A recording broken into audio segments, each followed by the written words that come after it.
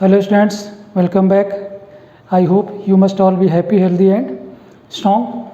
So children, as I have promised you, this is video number 25.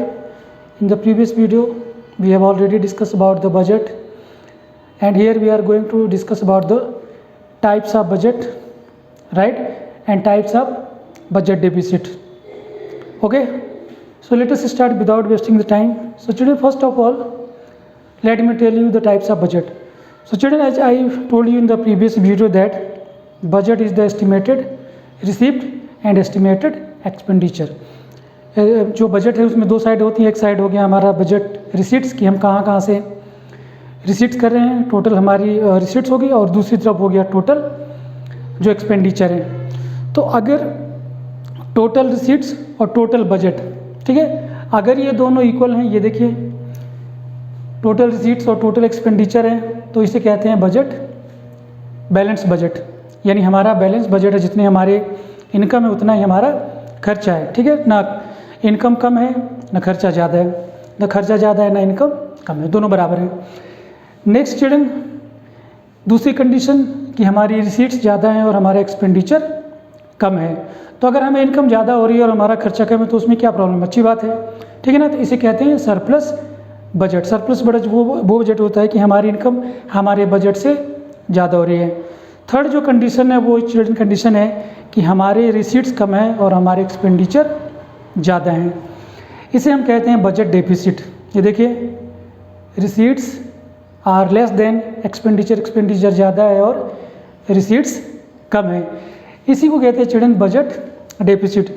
तो ये जो first to condition आप देख रहे हैं, एक तो बैलेंस बजट वाली और एक होगी बजट सरप्लस बजट वाली, ये दोनों आइडियल कंडीशन है और इन दोनों बजट में हमें कोई प्रॉब्लम नहीं है। तो हम इन दोनों को यहाँ पर इसको स्टडी करने की भी ज़रूरत नहीं है, क्योंकि मोस्टली जो कंट्रीज हैं उनका जो बजट होता है वो डेफिसिट बजट होता है, specially in developing countries like India, ठीक है। इंडिया जो है एक डेवलपिंग कंट्री है और इंडिया को डेवलपिंग पर्पज़ के लिए बहुत सारा एक्सपेंडिचर करना पड़ता है, बहुत सारा इन्वेस्टमेंट करना पड़ता है, जिसकी वजह से अक्सर ऐसा होता है कि गवर्नमेंट के एक्सपेंडिचर ज़्यादा हो जाते हैं और गवर्नमेंट के रिसीट्स कम हो जाते हैं। तो हम कहना ये चाहते हैं कि जो डेवलपिंग कंट्रीज हैं उनका जो बजट होता है वो अक्सर डेफिसिट बजट ही होता है, ठीक है। तो आप देख सकते बजट डेफिसिट क्या है, it is defined as the excess of total estimated expenditure over total estimated revenue, ठीक है ना, कि हमारा जो एस्टिमेटेड एक्सपेंडिचर है वो ज़्यादा हो जाता है एस्टिमेटेड रेवेन्यू से, ठीक है। इसी को हम बजट डेफिसिट कहते हैं।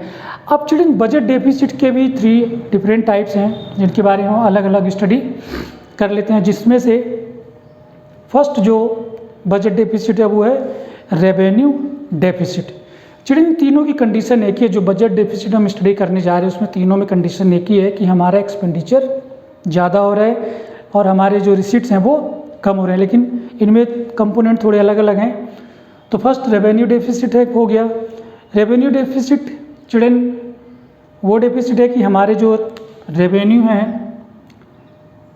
ठीक है, वो कम है और रेवेन्यू रिसीट्स कम है और रेवेन्यू एक्सपेंडिचर ज़्यादा है, ठीक है ना। रेवेन्यू हमने आपको बताया था ना कि जो हमें टैक्स और नॉन टैक्स से रिसीट्स होते हैं वही होते हैं नॉन टैक्स रेवेन्यू रिसीट्स, जो रिकरिंग बेसिस पे होते हैं, जो रेगुलर इन नेचर होते हैं।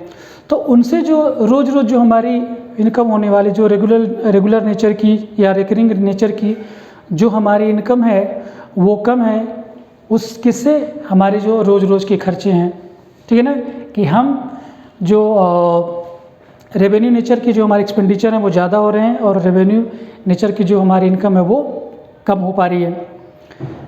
तो इसके इम्प्लीकेशंस क्या क्या हैं देख सकते हैं। फर्स्ट है inability of the government to meet its regular and recurring expenditure in the proposed budget. यानी गवर्नमेंट वो जो बजट बनाने वाली है उस बजट में जो अगले साल के लिए जो बजट बनाया है उस बजट में गवर्नमेंट को होने वाले रेवेन्यू जो रिसीट्स है वो कम है रेवेन्यू एक्सपेंडिचर से ज़्यादा।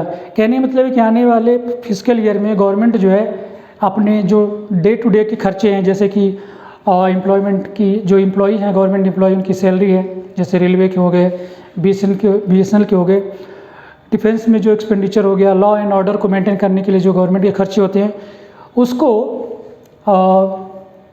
कंप्लीट करने के, यानी उसको मतलब गवर्नमेंट के पास इतने इनकम नहीं है कि इन खर्चों को पूरा किया जा सके। दूसरा इसका चिल्ड्रन इम्प्लीकेशन है डिस सेविंग, ठीक है ना।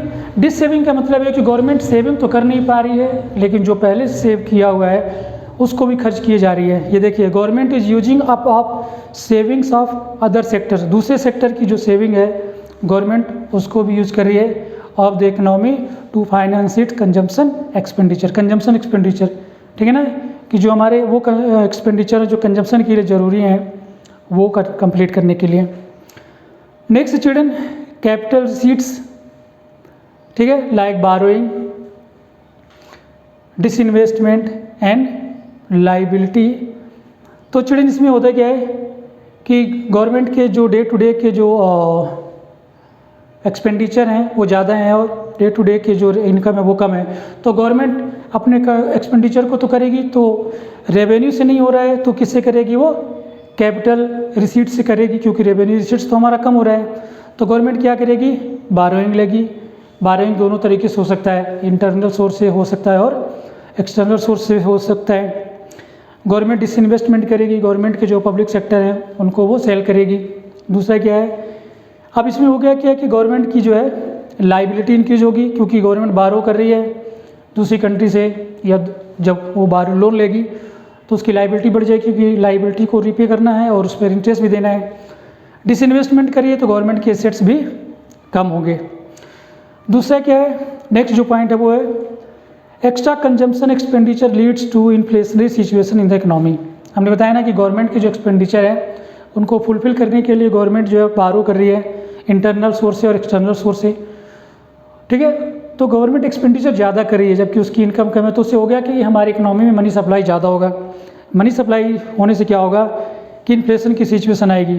इन्फ्लेशन की सिचुएशन हम लोगों ने पिछले चैप्टर में बैंकिंग में हमने आपको बताया था कि वो सिचुएशन है कि हमारी इकोनॉमी मनी सप्लाई बहुत ज़्यादा है और प्राइस लेवल बहुत हाई हो जाता है, ठीक। ये भी इसका एक इम्प्लीकेशन है। नेक्स्ट है इधर कर्टेल इट्स एक्सपेंडिचर और इंक्रीज इट्स रेवेन्यू।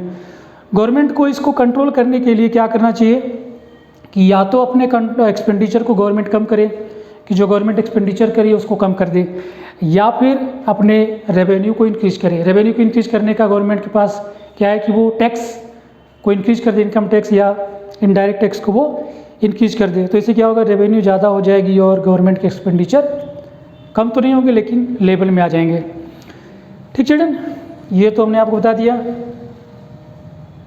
अब हम आ जाते हैं चिल्ड्रन, ये जो बजट डेफिसिट है इसको हम कंट्रोल कैसे कर सकते हैं, हाउ टू कंट्रोल और how to reduce revenue deficit.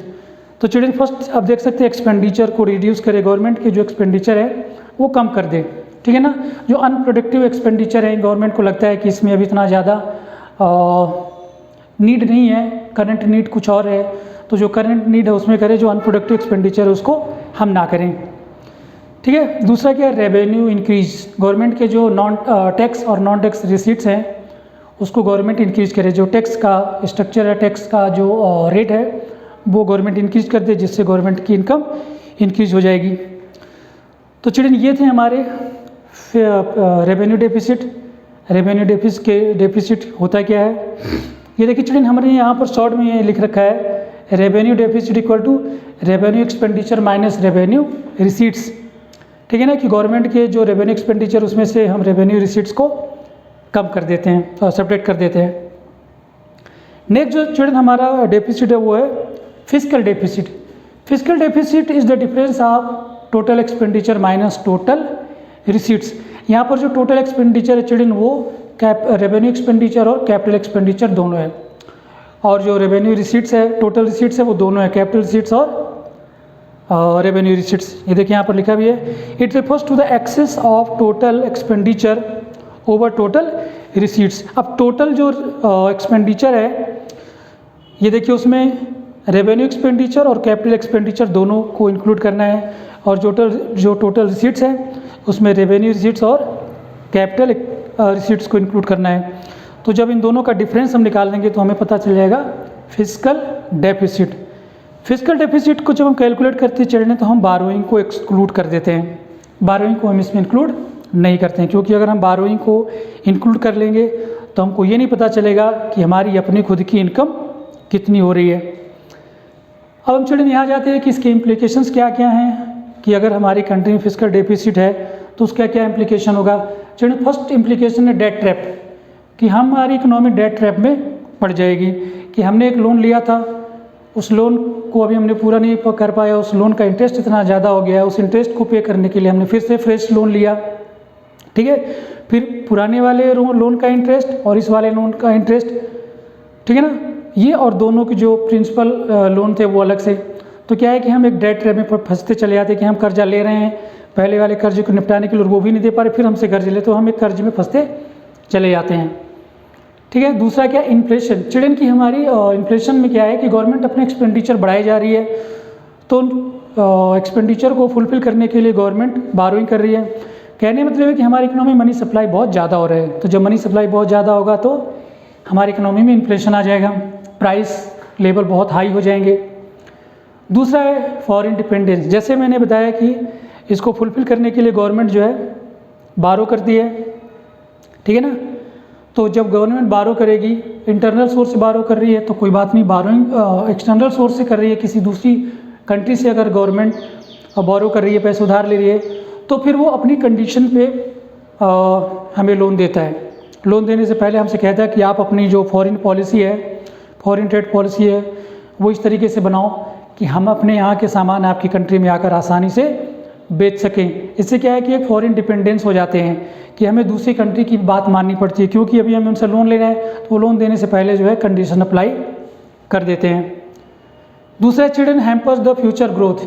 इससे चिल्ड्रन क्या है, फ्यूचर ग्रोथ भी हमारी हैम्पर हो जाती है। Future growth in the sense कि हमारा फ्यूचर में कुछ प्लान है, तो क्या है कि ये जो अभी गवर्नमेंट है, इस गवर्नमेंट ने अपने एक्सपेंडिचर को फुलफिल करने के लिए बहुत सारा बारो ले रखा है, ठीक है। फिर से नई गवर्नमेंट आएगी तो नई गवर्नमेंट जो प्लान लेकर आएगी उस प्लान को वो कंप्लीट नहीं कर पाएगी अगर उसका ग्रोथ वाला प्लान है। क्यों?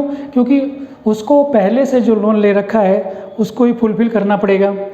तो जो पैसा ग्रोथ में लगाना था वो ग्रोथ पैसा तो हम उसमें लगा देंगे लोन को रीपे करने में, तो ग्रोथ कहाँ से होगी? तो ग्रोथ नहीं होगी।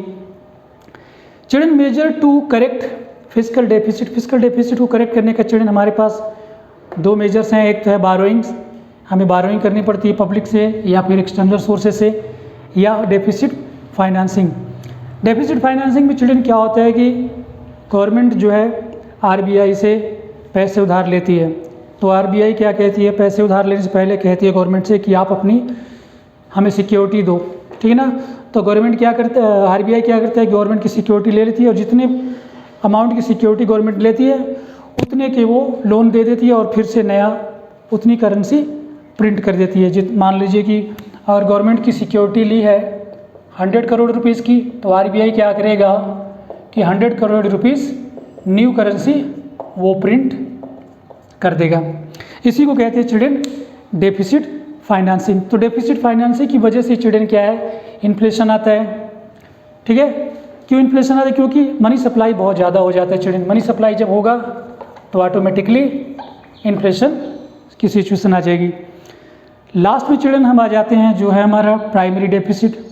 प्राइमरी डेफिसिट चिल्ड्रन वो डेफिसिट होता है कि physical deficit minus interest payment. जो हमारा फिजिकल डेफिसिट जो हम लोगों ने पढ़ा है, जब उसमें से हम इंटरेस्ट पेमेंट को सब्ट्रैक्ट कर देते हैं तो हमारा आ जाता है प्राइमरी डेफिसिट। अब चिल्ड्रन अगर ये दोनों का डिफरेंस जीरो हो जाए, ठीक है ना, प्राइमरी डेफिसिट अगर जीरो हो जाए तो इसका मतलब ये है कि जो आपका फिजिकल डेफिसिट है वो बिकॉज ऑफ इंटरेस्ट पेमेंट की वजह से है। समझ में आ रहा है ना? क्योंकि ये जीरो तभी होगा जब फिजिकल डेफिसिट और इंटरेस्ट पेमेंट की इक्वल हो जाएगा। तो इसका मतलब ये है कि जो हमारा फिजिकल डेफिसिट है वो इंटरेस्ट पेमेंट की वजह से है। हमारे खर्चे पूरे हो रहे हैं लेकिन हमारा खर्चा इसलिए ज़्यादा हो रहा है क्योंकि हमने पास्ट में जो लोन ले रखा था हमें उसका जो इंटरेस्ट है वो हम रीपे कर रहे हैं, जिस वजह से हमारा फिजिकल डेफिसिट हो रहा है। तो प्राइमरी डेफिसिट की चिल्ड्रन हम डेफिनेशन देख लेते हैं। It refers to the difference between fiscal deficit of the current year, है ना। करंट ईयर का फिजिकल डेफिसिट यानी ये करंट ईयर का and the interest payment of the previous year, यानी वो इंटरेस्ट जो हमने प्रीवियस ईयर पे लोन लिया था उसका जो इंटरेस्ट हम पे करेंगे, उन दोनों का डिफरेंस। तो आप देख सकते हैं मैंने शॉर्ट में लिख के रखा है, primary deficit equal to fiscal deficit minus interest payment. ये फिजिकल डेफिसिट करंट ईयर का है और इंटरेस्ट पेमेंट प्रीवियस ईयर का है।